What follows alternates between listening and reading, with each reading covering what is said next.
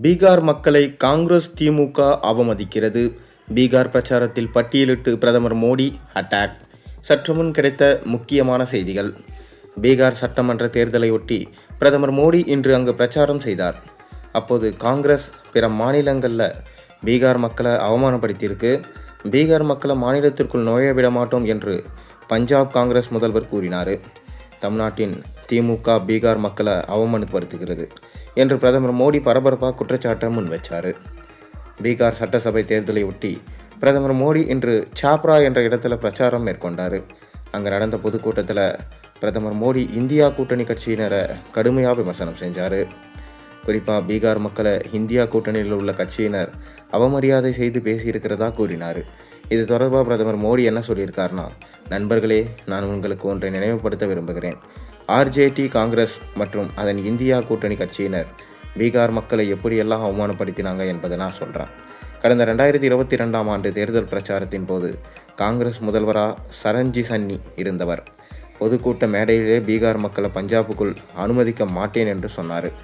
அப்போது காங்கிரஸ் கட்சியின் மகள் பிரியங்கா காந்தி, இப்போது எம்பியாக இருப்பவர், அருகே இருந்து கைத்தட்டி அந்த பேச்சை ரசித்தார். தெலுங்கானா மற்றும் கர்நாடகாவில் காங்கிரஸ் தலைவர்கள் பீகார் மக்களை அவமானப்படுத்தி பேசினாங்க.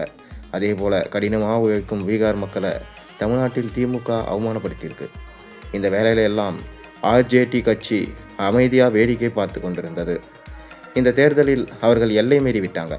பீகார் மக்களை அவமதித்த காங்கிரஸ் கட்சியின் அதே தலைவர்களை பிரச்சாரத்துக்காக ஆர்ஜேடி கட்சி பீகாருக்கு அழைத்திருக்கு. இது காங்கிரஸ் கட்சியின் திட்டமிட்ட சதி. ஆர்ஜேடி கட்சியை எவ்வளவு தூரம் இழிவுபடுத்த முடியுமோ அதனை காங்கிரஸ் செய்கிறது. இது காங்கிரஸ் மற்றும் ஆர்ஜேடி இடையிலான பிரச்சனையை எடுத்துக்காட்டும் வகையில் இருக்குது. இங்கு என்னை ஆசீர்வதிக்க எனது தாய்மார்கள் மற்றும் சகோதரர்கள் அதிக அளவில் வந்திருக்கீங்க. இதனால தான் ஆசீர்வதிக்கப்பட்ட நான் உணர்கிறேன். பீகார் இளைஞர்களுக்கு நான் ஒரு உத்தரவாதத்தை அளிக்கிறேன். உங்கள் கனவை நிறைவேற்றுவேன் என்று நான் உறுதியளிக்கிறேன். பீகார் முதல்வர் நிதிஷ்குமாரும் நானும் உங்களை கனவுகளை நிறைவேற்ற எங்களால் முடிந்த அனைத்தையும் செய்கிறோம். உங்கள் கனவுகளை நிறைவேற்ற வேண்டுமென்றால் தேர்தலில் பாஜகவின் தேசிய ஜனநாயக கூட்டணி வேட்பாளர்கள் வெற்றி பெறுவது முக்கியம் என சொன்னார். பீகாரில் தற்போது பாஜக கூட்டணி ஆட்சி நடக்குது. பாஜக கூட்டணியில் இடம்பெற்றுள்ள ஐக்கிய ஜனதாதளம் கட்சியின் தலைவர் நிதிஷ்குமார் முதல்வராக செயல்பட்டு வராரு. இதே கூட்டணி மீண்டும் களமிறங்கியிருக்கு. இந்த கூட்டணியில் மத்திய அமைச்சர் சிராஜ் பஷ்வாவின் லோக் ஜனசக்தி, முன்னாள் முதல்வரும் தற்போதைய மத்திய அமைச்சருமான ஜிதன் ராம் மஞ்சியின் HAM எனும் இந்துஸ்தானி அவாம் மோர்ச்சா கட்சிகளும் உள்ளன. மறுபுறம் எதிர்க்கட்சிகள் மகாபந்தன் என்ற பெயரில் எதிர்க்கட்சிகள் கூட்டணி அமைச்சிருக்கு.